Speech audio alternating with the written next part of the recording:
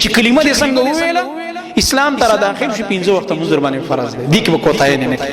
کوي دا منځ دومره سخت حکم دی چې د منځ ګوره کفاره نشته دی دا بعضی مولیان به ته دروغ وایي چې بیا به وروسته ورپسې اسقاط ورکړي او پیسې به ورکړي نه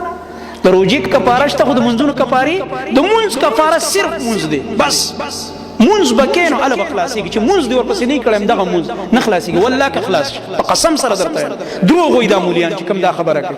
چې د منځ لپاره به دا وشي او دا به وشي او قیاس کوي په روژه باندې دا قیاس دې په جب کې کېده وایي دا د قرآن خلاف خبره ده دا د حدیث خلاف خبره ده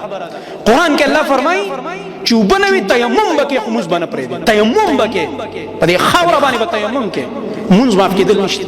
او نبی صلی الله علیه وسلم عمران بن حسین ته فرمایي رضی الله تعالی عنه د بواسیر بیمار صحابي دی سخت تکلیف به ورته په مانځه کې او هغه ته څه وایي چې ته به ګوره مونځ په ولاړه کې صل قائما په ولاړه به مونځ کې ځکه دا قیام فرض دی ته خو بیمار کله کله د بواسیر بیمار ته دومره تکلیف چې ودرېدی نشي غریب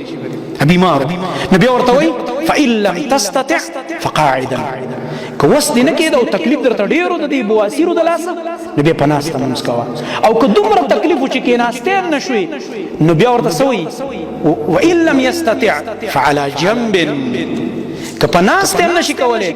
سبم لی او په اړخ باندې به پرېوځي او مونځ به کې دا زما استاد نبی اډر دی دا یو ته نه چې ما خیر دی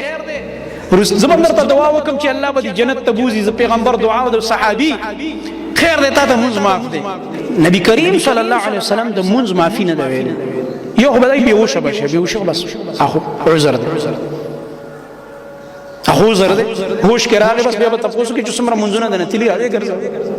او چې ته په هوش کې نو که دومره بیماری چې ما درته ویلې نبي علیه السلام عمران بن حسین رضی الله عنه ته څه وایي چې د خوځېدو نور نه یو سملاستو باندې کولی شي نو بس صرف هسې دا سر خوځور پورته یې داسې لږ داسې کوه سجدې ته داسې لږ داسې کوه بس